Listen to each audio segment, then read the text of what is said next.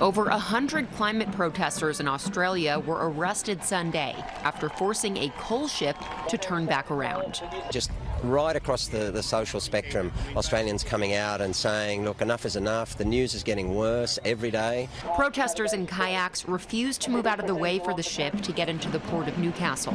More and more community members are stepping forward and saying we need to take more action on climate. It's just not enough. Not enough is also the consensus among many developing nations vulnerable to climate change at the COP29 summit in Azerbaijan. We were demanding 1.3 trillion, once again, 1% of global GDP. What we got was 300 billion. The money will help developing countries like India, which is struggling with a smog emergency caused in part by burning coal and diesel, transition off of fossil fuels. Still, others hail even that initial commitment from rich countries as a step forward.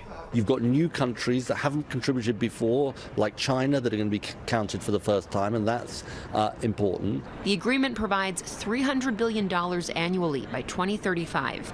That's up from the previous deal of $100 billion per year by 2020. In a statement, U.S. President Joe Biden called it a significant step closer in reaching climate goals. But with President-elect Donald Trump, who's called climate change a hoax, set to take office in January, there's a fear that the U.S. might not participate in future agreements. Bianca Facchinei, Global News, Washington.